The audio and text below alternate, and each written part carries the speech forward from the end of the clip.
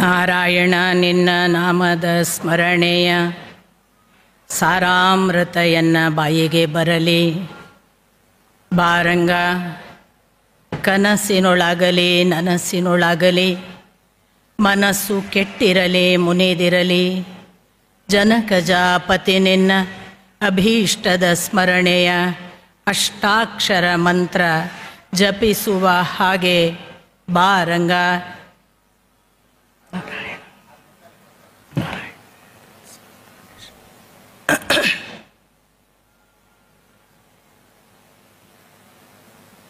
ನನಗೆ ಪರಮ ಪೂಜನೀಯ ಆಗಿರುವ ಶ್ರೀಕೃಷ್ಣನ ಸನ್ನಿಧಿಗೆ ಪೊಡಮಟ್ಟು ಈರ್ವರು ಪರಮ ಪೂಜ್ಯರ ಪದತಲಕ್ಕೆ ತಲೆಬಾಗಿ ನಮಸ್ಕರಿಸಿ ಆಶೀರ್ವಾದ ಬೇಡುತ್ತಾ, ನೆರೆದಿರುವ ಎಲ್ಲ ಹಿರಿಕಿರಿಯ ಪದತಲಕ್ಕೆ ಹಣೆ ಹಚ್ಚಿ ನಮಸ್ಕಾರ.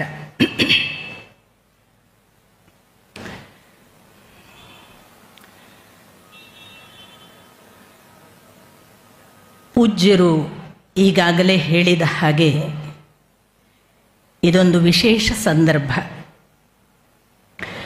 ಮತೀಯ ಮತ್ತು ಮಠೀಯ ವಾತಾವರಣದಲ್ಲಿ ಬಹುಶಃ ಬಹಳ ಅಪರೂಪದ ಸಂಗತಿ. ವಚನಗಳ ಬಗ್ಗೆ ಮಾತನಾಡುವವರು ಭಗವದ್ಗೀತೆಯನ್ನು ಓದಿರುವುದಿಲ್ಲ ಅಥವಾ ಅದರ ಬಗ್ಗೆ ಗೌರವ ಇರುವುದಿಲ್ಲ. ಭಗವದ್ಗೀತೆಯನ್ನು ಮಾತನಾಡುವವರು ಓದುವವರು ಅದನ್ನು ಅನುಸಂಧಾನ ಮಾಡುವವರಿಗೆ ವಚನ ಮೈಲಿಗೆಯ ವಸ್ತು ಅನ್ನುವ ಭಾವವಿದೆ. ಎರಡನ್ನೂ ಸಮತೂಗಿಸಿ ಒಂದು ಸಮನ್ವಯ ಮಾಡುವುದು ಕೆಲವು ಮನಸ್ಸುಗಳಿಗೆ ಮಾತ್ರ ಸಾಧ್ಯ. ಪರಮ ಪೂಜ್ಯರು ಅಂಥದ್ದೊಂದು ವಿಶೇಷವಾದ ಹೆಜ್ಜೆಯನ್ನು ಇಟ್ಟಿದ್ದಾರೆ. ಅದು ಬಹುಶಃ ಇವತ್ತಿನ ದಿನಕ್ಕೆ ಬಹಳ ಅವಶ್ಯಕವಾದ ಒಂದು ಕೆಲಸ ಅಂತ ನಾನು ಭಾವಿಸ್ತೇನೆ. ಏಕಕಾಲಕ್ಕೆ ಭಾರತದ ಕೃಷ್ಣಮಠ ಅನ್ನುವ ಉಡುಪಿಯನ್ನು ಮೀರಿ ವಿದೇಶದ ಆಸ್ಟ್ರೇಲಿಯಾ, ದುಬೈ ಅಥವಾ ಅಮೇರಿಕಗಳಲ್ಲಿ ಕೂಡ ಕೃಷ್ಣನನ್ನು ಸ್ಥಾಪಿಸಿ ಕೃಷ್ಣ ಪ್ರೇಮವನ್ನು ಜಗತ್ತಿನ ಎಲ್ಲ ದಿಕ್ಕುಗಳಲ್ಲಿರುವ ಭಕ್ತರಲ್ಲಿ ಉದ್ದೀಪನಗೊಳಿಸುವಂತಹ ಸ್ವಾಮೀಜಿಯವರ ಕೈಂಕರ್ಯ ಇಂಥ ಕೆಲಸವನ್ನು ಮಾಡಿಸಲಿಕ್ಕೆ ಪ್ರಚೋದನೆ ನೀಡಿದೆ ಅಂತ ನಾನು ಭಾವಿಸ್ತೇನೆ. ಅದು ಎಷ್ಟು ಕ್ರಾಂತಿಕಾರಿ ವಿಷಯವೋ ಆ ಥರ ಮಾಡುವುದು, ಅದಕ್ಕಾಗಿ ಅವರು ಎದುರಿಸ್ತಿರುವ ಅಡ್ಡಿಗಳು ಆತಂಕಗಳು ಕೂಡ ನಿಮಗೆ ಚೆನ್ನಾಗಿ ಗೊತ್ತು. ಅದೇ ಹೊತ್ತಿನಲ್ಲಿ ಇಂಥದೊಂದು ವಿಷಯ ಮಾತನಾಡಿಸುವುದಕ್ಕೆ ಒಬ್ಬರನ್ನು ಕರೆದು ಈ ಸ್ಥಳೀಯ ಜನರ ಮತೀಯ ಅಥವಾ ಮಠೀಯ ವಾತಾವರಣದಲ್ಲಿ ಈ ವಿಷಯವನ್ನು ಮಾತನಾಡಿಸಬೇಕಾದರೂ ಕೂಡ ಬಹಳ ವಿಶಾಲವಾದ ಮನೋಭಾವ ಬೇಕು.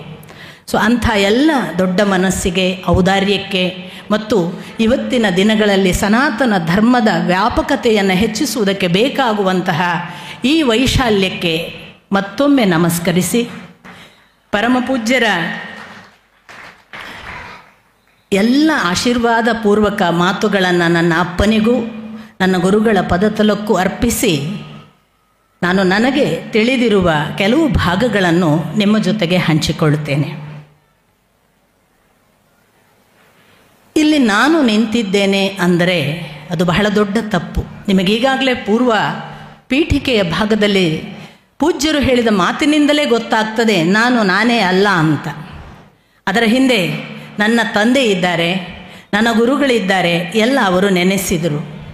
ಒಬ್ಬ ಮನುಷ್ಯ ನಾನೇ ಇದ್ದೇನೆ ಅಂತ ಭಾವಿಸಿದರೆ ಅದು ಅವನು ನಾನು ಅನ್ನುವ ಅಹಂಕಾರದಲ್ಲಿ ಮುಳುಗಿ ಹೋದ ಒಂದು ಧೂಳಕಣವೂ ಆಗದೆ ಈ ಜಗತ್ತಿಗೆ ಬೇಕೇ ಆಗದ ಪದಾರ್ಥವಾಗಿ ನಿರ್ಮೂಲನವಾಗ್ತಾನೆ. ಹಾಗಾಗಿ ನಾನಲ್ಲದ ನನ್ನ ಒಳಗೆ ಇರುವ ಇನ್ಯಾವುದೋ ಎಲ್ಲ ಇದೆಯಲ್ಲ, ಅದು ನಿಜವಾಗಿ ನಮ್ಮ ಜೀವದ ಅಧ್ಯಾತ್ಮ ಚರಿತ್ರೆ.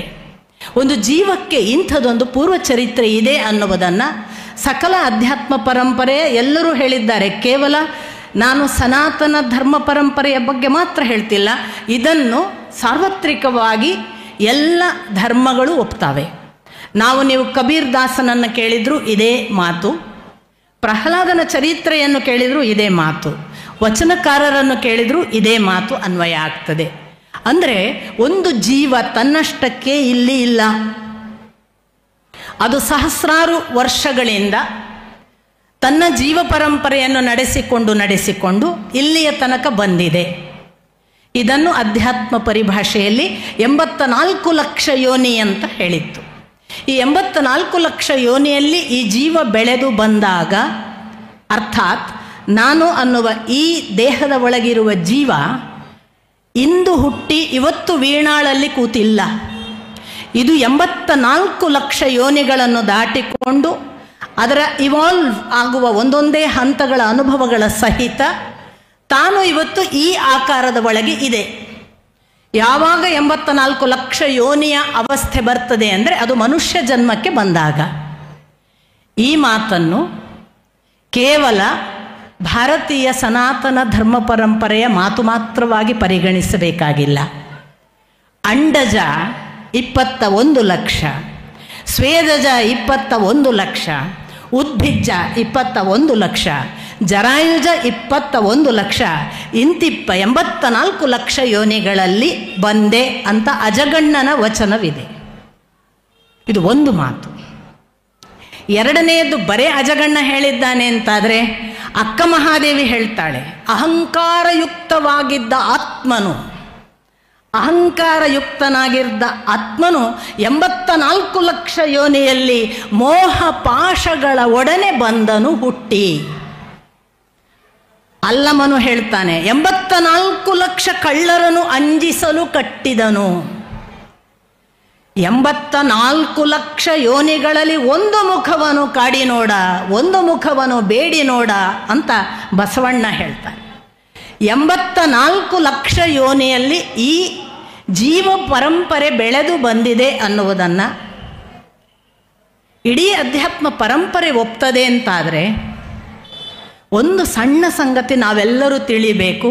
ಯಾರೂ ನಿರ್ವಾತದಲ್ಲಿ ಹುಟ್ಟಿಲ್ಲ, ಯಾರೂ ಒಂದು ಅಬ್ಸಲ್ಯೂಟ್ ವ್ಯಾಕ್ಯೂಮ್ನಲ್ಲಿ ಅವನೇ ಅವನಾಗಿ ಹಿಂದು ಮುಂದಿಲ್ಲದೆ ಹುಟ್ಟಿಲ್ಲ. ಹುಟ್ಟುವುದಕ್ಕೆ ಪೂರ್ವಾವಸ್ಥೆಯ ಎಷ್ಟೋ ಅನುಭವಗಳ ಸಹಿತವೇ ಬಂದಿದ್ದಾನೆ. ಇದನ್ನು ಒಪ್ಪಿಕೊಂಡು ಬಿಟ್ಟರೆ ಯಾರು ಯಾರ ಮೇಲೆ ಪ್ರಭಾವ ಮಾಡದೇ ಇರಲಿಕ್ಕೆ ಸಾಧ್ಯ ಇದೆ ಹೇಳಿ? ಪ್ರತಿಯೊಬ್ಬರಿಗೂ ಒಂದಲ್ಲ ಒಂದು ಪ್ರಭಾವ ಇಲ್ಲದೆ ನಾವು ಬೆಳೆಯೋದಕ್ಕೆ ಸಾಧ್ಯವೇ ಇಲ್ಲ. ಇವತ್ತು ನಾನೇ ಮಾಡಿದ್ದು ನನ್ನಿಂದಲೇ ಎಲ್ಲವೂ ಅಂದವನೆಲ್ಲ ಹಿರಣ್ಯಕಶಿಪುವಿನ ಹಾಗೆ ಅಧಪ್ಪತನಕ್ಕೆ ಒಳಗಾಗಬೇಕು, ಅಥವಾ ಭಗವಂತನೇ ಅವನಿಗೆ ಬೇರೆ ದಾರಿ ತೋರಿಸಬೇಕು.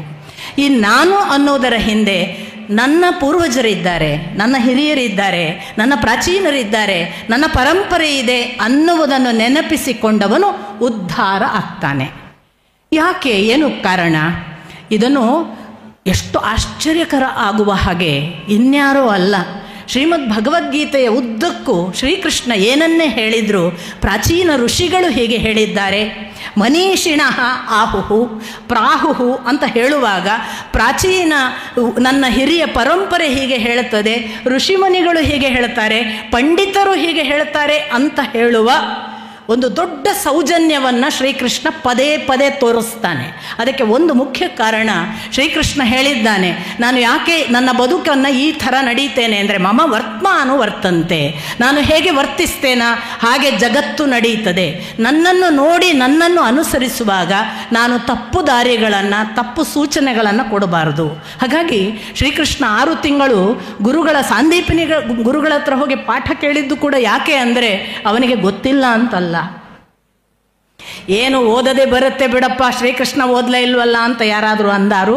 ಗುರುಗಳು ಬೇಕು, ಗುರುಗಳ ಅನುಗ್ರಹದಿಂದ ಇದು ಬರುತ್ತೆ ಅನ್ನುವ ಸಂದೇಶವನ್ನು ಕೊಡಬೇಕು ಅನ್ನುವ ಏಕಮಾತ್ರ ಕಾರಣಕ್ಕೆ ಶ್ರೀಕೃಷ್ಣ ಸಾಂದೀಪಿನಿಗಳ ಹತ್ರ 6 ತಿಂಗಳು ಕಲಿತ ಹಾಗೆ ನಟಿಸಿದ, ಜಗತ್ತಿಗೆ ತೋರಿದ್ದು ಶ್ರೀಕೃಷ್ಣ.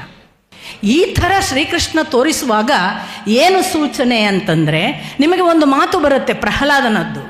ಅಪ್ಪ ಹಿರಣ್ಯಕಶಿಪು ಬಹಳ ನಾನು ಅಂತ ಆರ್ಭಟಿಸುವಾಗ ಶ್ರೀಕೃಷ್ಣನ ಹಾಗೆ ಪ್ರಹ್ಲಾದ ಕೇಳ್ತಾನೆ, ಅಪ್ಪ ನೀನಲ್ಲಪ್ಪ, ನಿನ್ನಕ್ಕಿಂತಲೂ ಆಚೆಗೆ ಯಾರೋ ಇದ್ದಾರೆ, ಅವರು ನಮ್ಮ ಅಪ್ಪ ಅಂತ.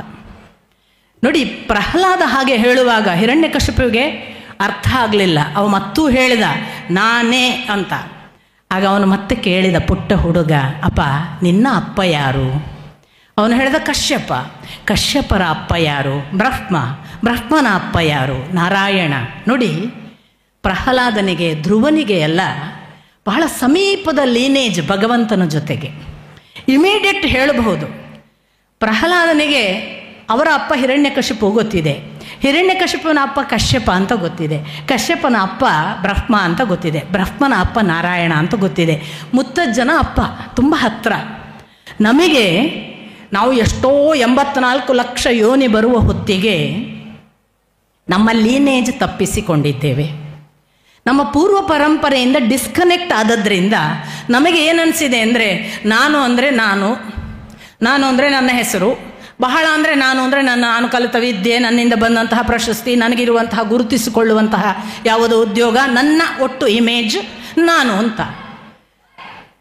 ಆಗ ಧ್ರುವನಿಗೆ ಹೇಗೆ ಸಮೀಪದಲ್ಲಿ ಧ್ರುವ ಅವರ ಅಪ್ಪನನ್ನು ಕೇಳಿದರೆ ಉತ್ತಾನಪಾದ ಅಥವಾ ಇನ್ನೊಬ್ಬ ಅವರ ಅಪ್ಪ ಯಾರು ಸ್ವಯಂಭೂಮನುವಿನ ಅಪ್ಪ ಯಾರು ಬ್ರಹ್ಮನ ಅಪ್ಪ ಯಾರು ನಾರಾಯಣ ಅಂದಾಗ ಅವರಿಗೆಲ್ಲ ಇಮಿಡಿಯೇಟ್ ಭಗವಂತನ ಕನೆಕ್ಟಿವಿಟಿ. ಕಾಲಾಂತರದಲ್ಲಿ ನಾವು ಭಗವಂತನ ಕನೆಕ್ಟಿವಿಟಿಯಿಂದ ದೂರ ಆಗ್ತಾ ಬಂದದ್ರಿಂದ ನಮಗೆ ನಮ್ಮದೇ ದೊಡ್ಡಸ್ತಿಕೆ. ಯಾರಿಗೆ ಅಂತತಃ ಈ ಜೀವ ಇಂದು ಬಂದದ್ದಲ್ಲ, ಇದು ಭಗವಂತನಿಗೆ ಕನೆಕ್ಟೆಡ್ ಆಗಿ ಎಷ್ಟೋ ಸಹಸ್ರ ವರ್ಷಗಳಿಂದ ಅವನ ಅಂಶಭೂತವಾಗಿ ನಮ್ಮ ಜೊತೆಗಿದೆ, ತನ್ನ ಅನುಭವಗಳ ಜೊತೆಗೆ ಅದು ಬೆಳೆಯುತ್ತಿದೆ ಅಂತ ಯಾರಿಗೆ ಪಕ್ಕಾ ಎಚ್ಚರ ಇದೆ ಅವರು ತನ್ನ ಪೂರ್ವಜರನ್ನು ನೆನೆಯುತ್ತಾರೆ.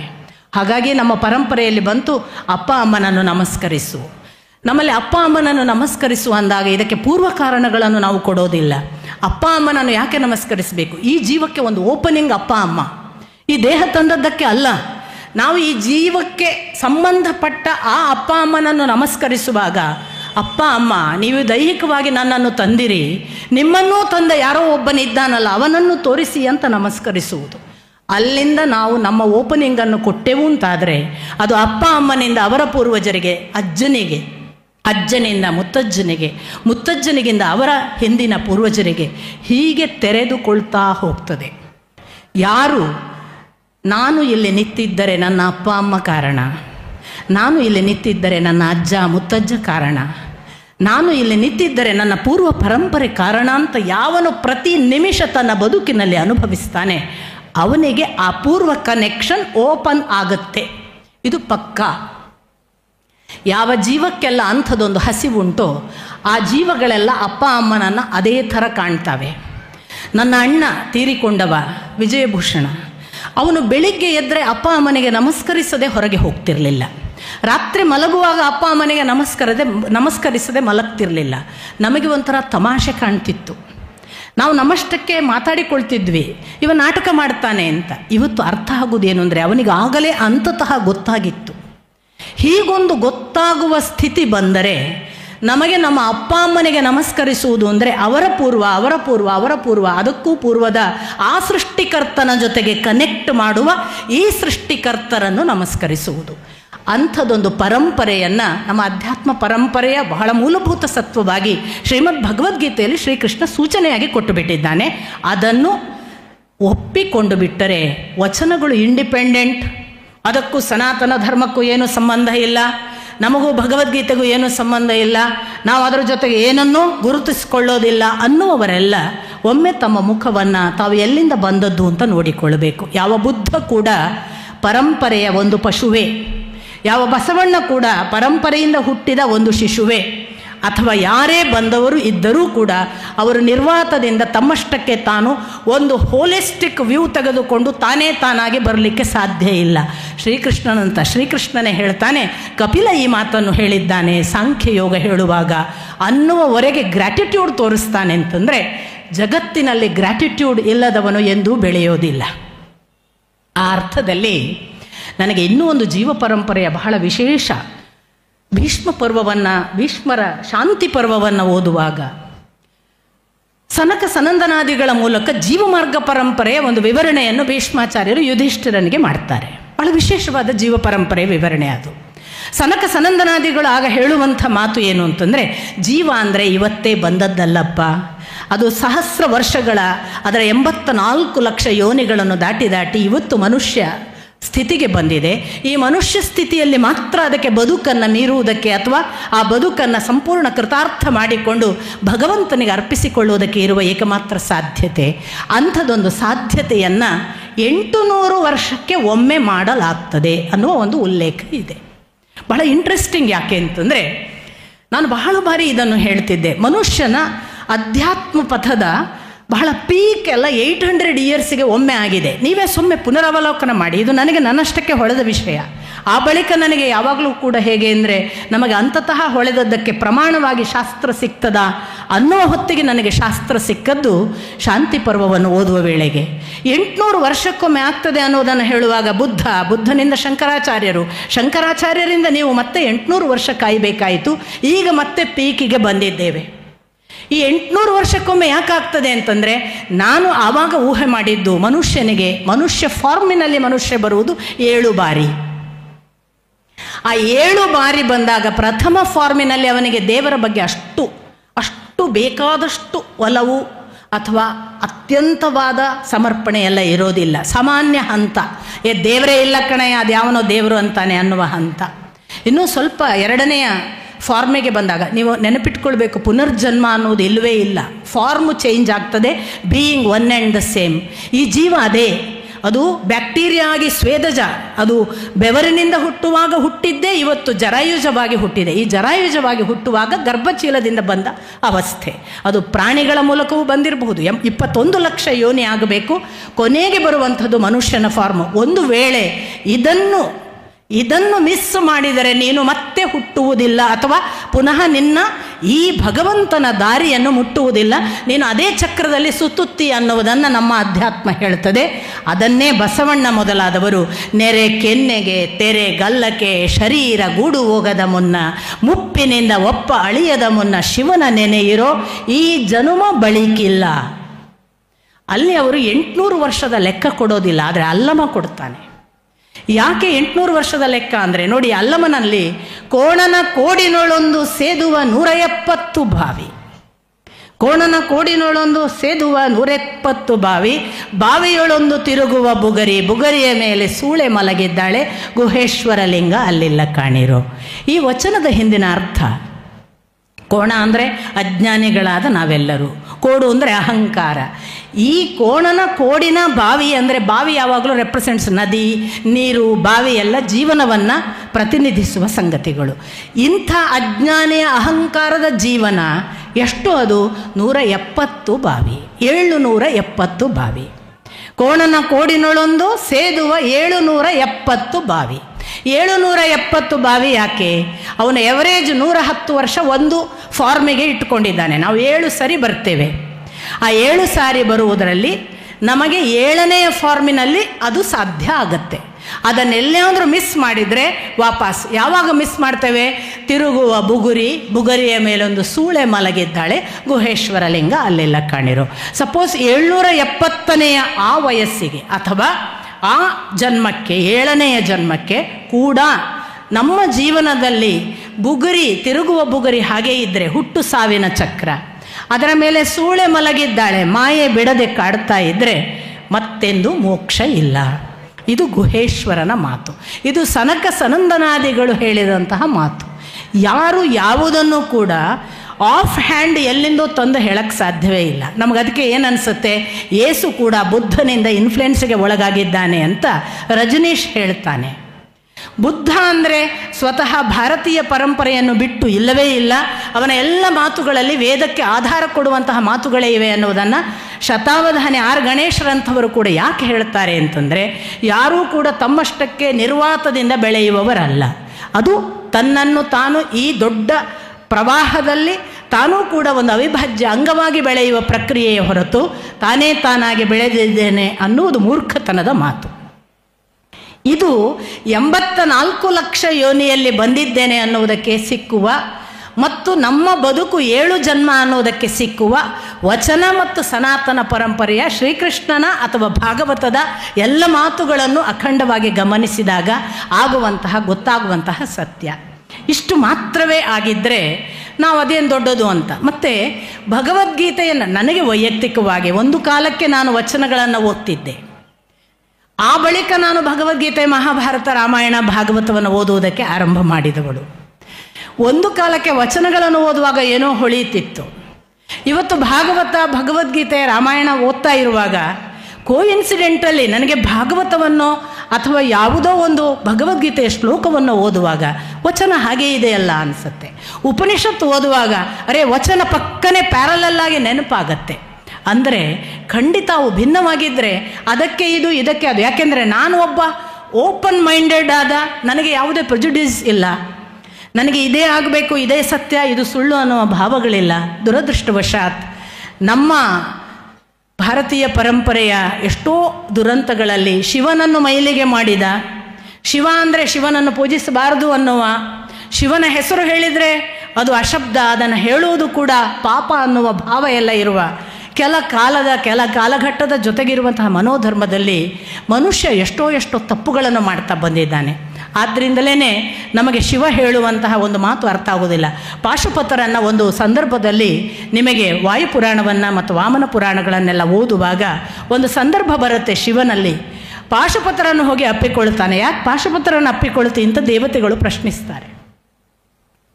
ಆಗ ಶಿವ ಕೊಡುವ ಉತ್ತರ, ಅವರಿಗೆ ನನ್ನೊಳಗಿರುವ ವಿಷ್ಣು ಕಾಣ್ತಾನೆ, ಆದ್ದರಿಂದ ನಾನು ಅವರನ್ನು ಅಪ್ಪಿಕೊಳ್ತೇನೆ.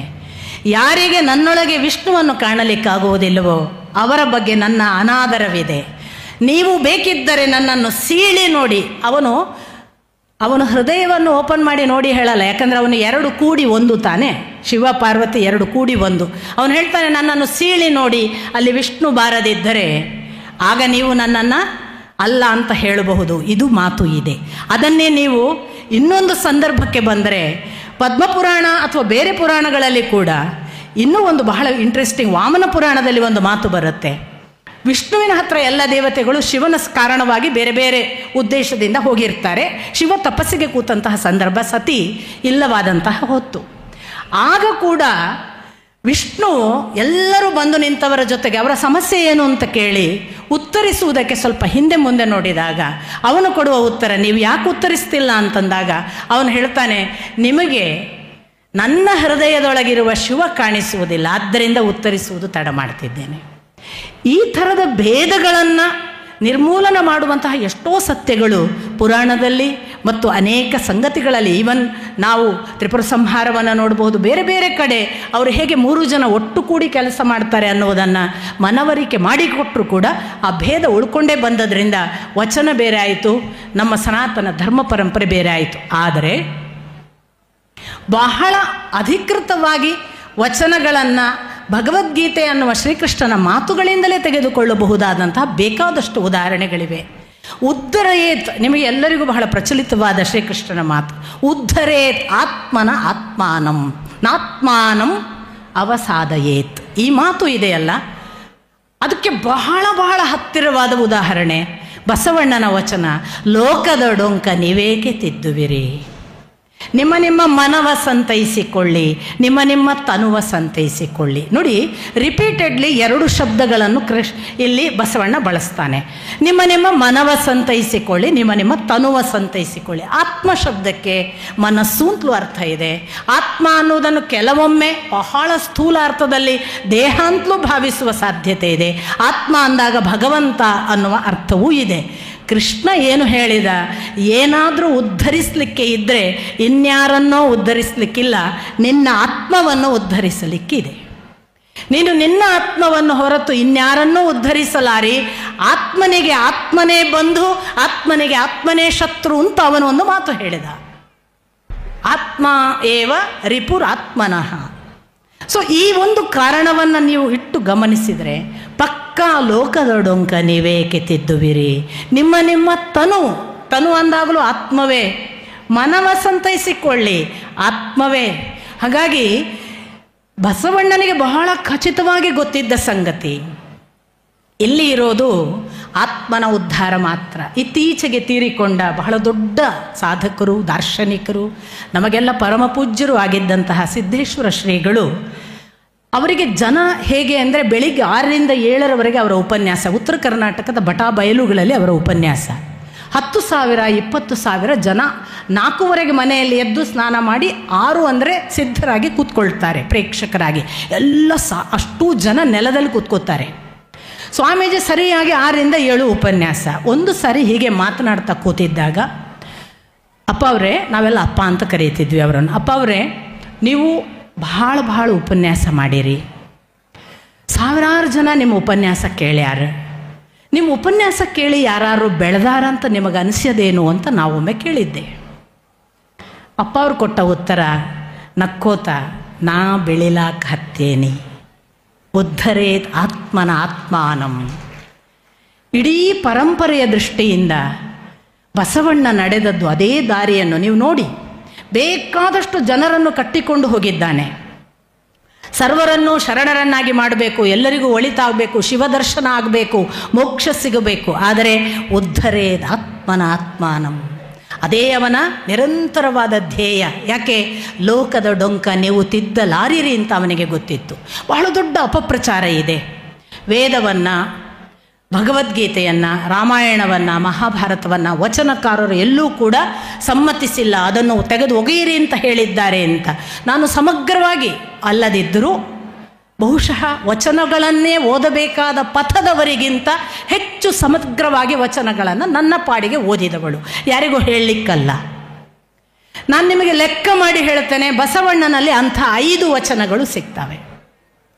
ಬಹಳ ಪ್ರಚಲಿತವಾದ ಒಂದು ವಚನವನ್ನು ಅಲ್ಲಮನದ್ದು ಹೇಳ್ತಾರೆ. ವೇದ ಎಂಬುದು ಓದಿನ ಮಾತು, ಶಾಸ್ತ್ರ ಎಂಬುದು ಸಂತೆಯ ಸುದ್ದಿ, ಪುರಾಣ ಎಂಬುದು ಪುಂಡರಗೋಷ್ಠಿ, ತರ್ಕ ಎಂಬುದು ಟಗರ ಹೋರಟೆ, ಭಕ್ತಿ ಎಂಬುದು ತೋರುಂಬ ಲಾಭ.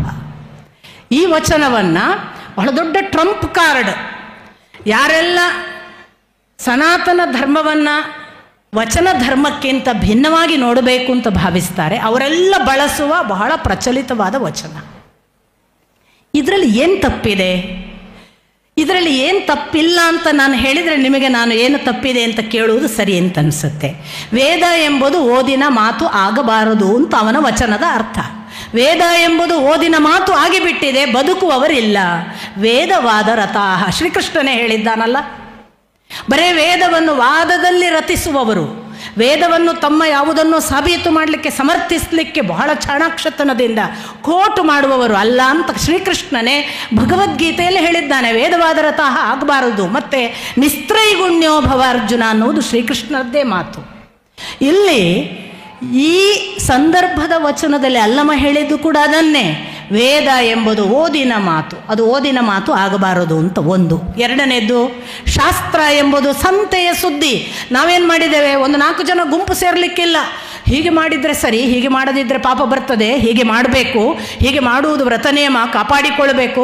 4 ಜನ ಸಿಕ್ಕರೆ ಸಾಕು. ನೀವು ಮಾಡ್ತೀರಾ ನಿಮ್ಮ ಮನೆಯೊಳಗೆ? ಸಂತೆಯ ಸುದ್ದಿ ಅಷ್ಟೇ. ಶಾಸ್ತ್ರ ಹೇಳಲಿಕ್ಕೆ ಚಂದ, ಬದುಕಿನಲ್ಲಿ ಮಾಡಲಿಕ್ಕೆ ಬೇಡ, ಯಾರಿಗೂ ಬೇಕಾಗಿಲ್ಲ. ಅದನ್ನು ಅವನು ಅಟ್ಯಾಕ್ ಮಾಡ್ತಿದ್ದಾನೆ. ಮತ್ತು ಪುರಾಣ ಎಂಬುದು ಪುಂಡರಗೋಷ್ಠಿ. ಅನೇಕ ಜನರಿಗೆ ತಪ್ಪು ಮಾಡಿದಾಗ ಸಮರ್ಥಿಸಲಿಕ್ಕೆ ಪುಂಡರು ಬಳಸುವ ಕಥೆಗಳೆಲ್ಲ ಪುರಾಣದ್ದು. ಯಾಕೆಂದರೆ ಪುರಾಣದಲ್ಲಿ ಇಂಥ ಕಥೆ ಇಲ್ಲ ಅಂತಿಲ್ಲ. ಎಂತೆಂಥ ತಪ್ಪು ಮಾಡಿದವನು ಹೇಗೆಲ್ಲ ಭಗವಂತನನ್ನು ಸ್ಮರಿಸಿ ಪಾರಾದ, ಮೋಕ್ಷ ಪಡೆದ ಘಟನೆಯ ಅನೇಕ ಉದಾಹರಣೆಗಳು ಸಿಗ್ತವೆ. ಪುಂಡರಿಗೆ ಸಾಕಲ್ಲ. ಈಗ ಅಜಾಮಿಳನ ಒಂದು ಉದಾಹರಣೆಯನ್ನೇ ತಗೊಳ್ಳಿ. ಬೇಕಾದಷ್ಟು ಹೆಣ್ಣಿನ ಹಿಂದೆ, ಬೇರೆ ಹೆಣ್ಣಿನ ಹಿಂದೆ ಹೋಗಿ ಹೆಂಡತಿಯನ್ನು ಬಿಟ್ಟು ತಾನು ತನ್ನ ದಾರಿ ತಪ್ಪಿದವನೂ ಕೂಡ ಕಟ್ಟ ಕಡೆಗೆ ನಾರಾಯಣ ಅಂದದ್ರಿಂದ ಪಾರಾಗಿದ್ದಾನೆ. ಆ ಕತೆ ಹೇಳಿಕೊಂಡು ನಾವು ಕೂಡ ತಪ್ಪಬಹುದಯ್ಯ, ನಾರಾಯಣ ಹೇಳಿ ಅವನು ಪಾರಾಗಿದ್ದಾನೆ ಅಂತ ಯಾವನಾದರೂ ಪುರಾಣದ ಕಥೆಯನ್ನು ಬಳಸಿದರೆ ಅದು ಪುಂಡರಗೋಷ್ಠಿ ಆಗದೆ ಇನ್ನೇನು. ಪುಂಡರಗೋಷ್ಠಿ ಆಗಬಾರದು ಅನ್ನೋದು ಅಲ್ಲಮನ ಮಾತಿನ ಅರ್ಥ. ತರ್ಕ ಎಂಬುದು ಟಗರ ಹೋರಟೆ. ನೋಡಿ, ತಲೆ ಹೊಡ್ಕೊಳ್ಳಿಕ್ಕೆ ತರ್ಕ ಕಲಿಯೋವರೇ ಹೆಚ್ಚು.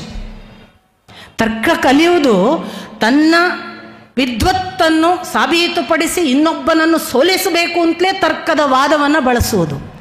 ಅದರ ಬದಲಿಗೆ ತರ್ಕ ಸತ್ಯದ ಅನುಮಾನಗಳನ್ನು ಪ್ರಮಾಣಗಳ ಮೂಲಕ ಭಗವಂತನ ಹತ್ರ ಹೋಗಲಿಕ್ಕೆ ಹೇಗೆ ಬಳಸಬೇಕು ಅನ್ನುವುದಕ್ಕೆ ಬಳಸಿದರೆ ಆಗ ತರ್ಕ ನಿಜವಾಗಿ ಸಾರ್ಥಕ. ನನ್ನ ಅಜ್ಜ ಹಾಗಿದ್ದವರು.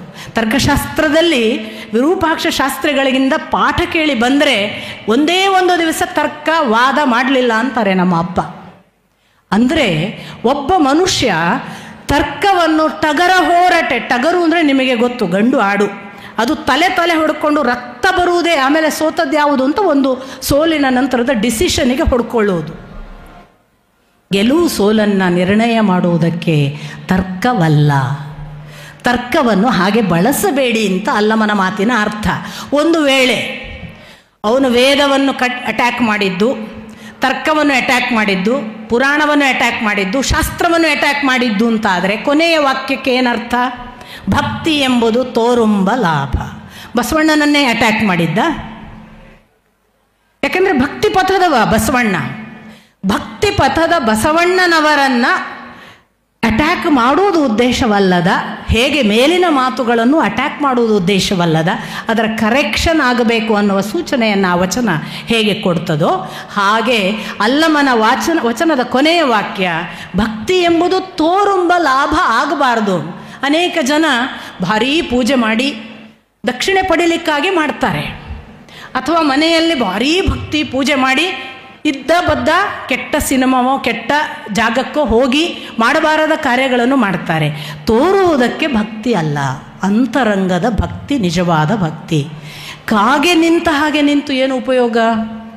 ಮೀನು ನೀರಿನಲ್ಲಿ ಇದ್ದ ಹಾಗೆ ಇದ್ದರೆ ಏನು ಉಪಯೋಗ ಅಂತ ದಾಸರು ಕೇಳಿದ ಹಾಗೆ ಅಲ್ಲಮ ಅಟ್ಯಾಕ್ ಮಾಡುವುದು ಇದು ಯಾವುದೂ ಕೂಡ ಅದರ ಆ್ಯಕ್ಚುಯಲ್ ಪ್ರಾಕ್ಟೀಸ್ನಲ್ಲಿ ಆಗಬೇಕು, ತೋರಿಸುವುದಕ್ಕಲ್ಲ. ಇದನ್ನು ಹೇಳುವುದಕ್ಕಾಗಿ ಬಳಸಿದ ವಚನವನ್ನು ಬಹಳ ಕೆಟ್ಟದಾಗಿ ನಮ್ಮ ಇಡೀ ಪರಂಪರೆಯನ್ನು ಅವರು ಅಲ್ಲ ಅಂತಾರೆ.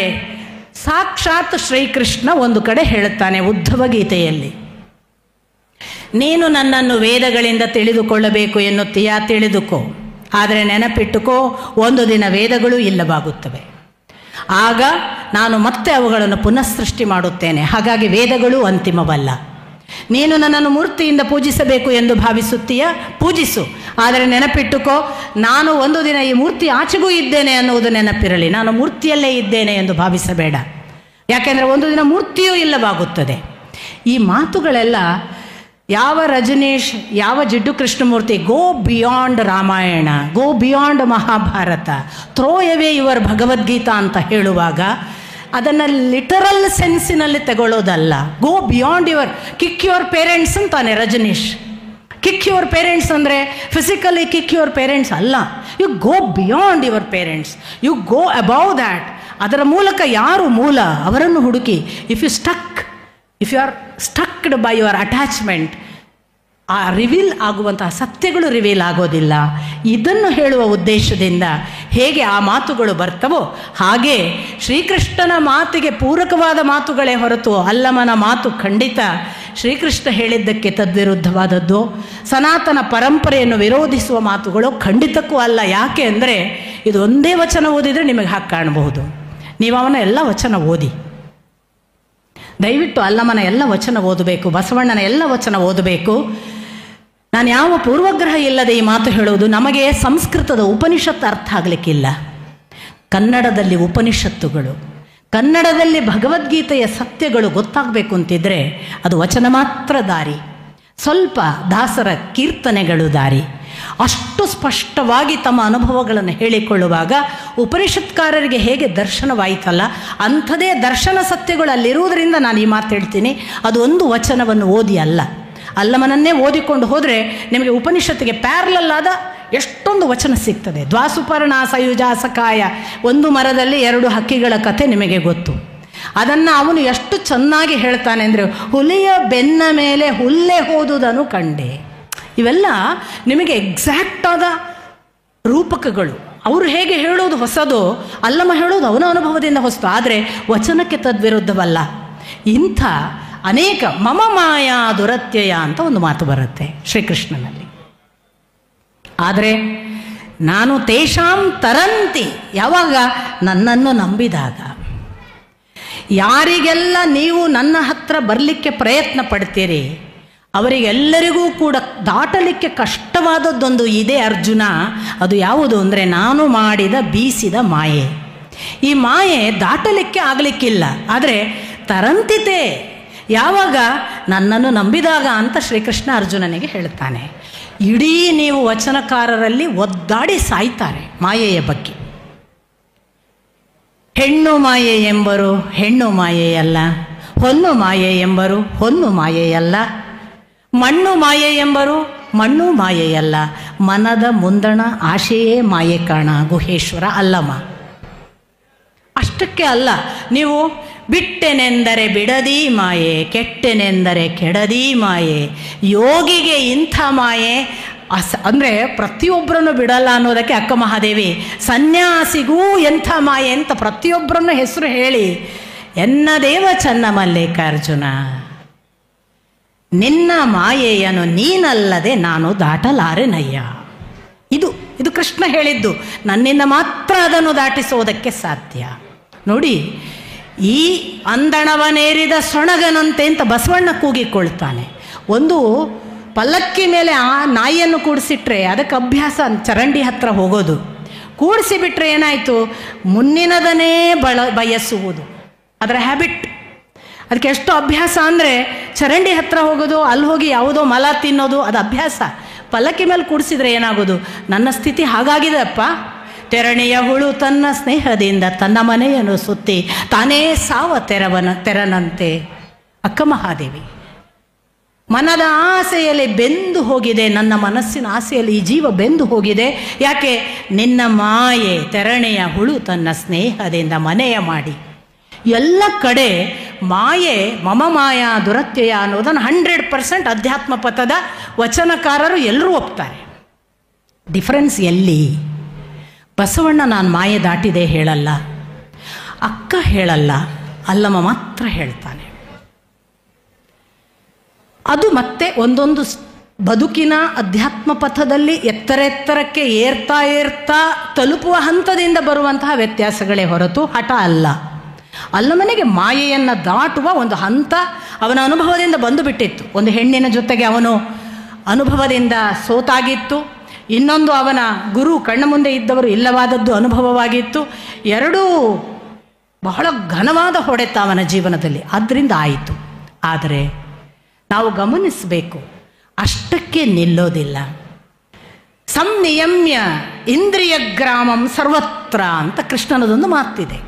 ಅರ್ಜುನನಿಗೆ ಹೇಳ್ತಾನೆ, ಈ ಇಂದ್ರಿಯ ಸಮೂಹಗಳಿದೆಯಲ್ಲ ಅದನ್ನು ಸಮ್ಯಕ್ ನಿಯಮ್ಯ, ಬಹಳ ಚೆನ್ನಾಗಿ ನಿಯಮಕ್ಕೆ ಒಳಪಡಿಸು, ಅವುಗಳನ್ನು ಕಂಟ್ರೋಲ್ ಮಾಡು, ಹಿಡಿತಕ್ಕೆ ತೆಗೆದುಕೋ.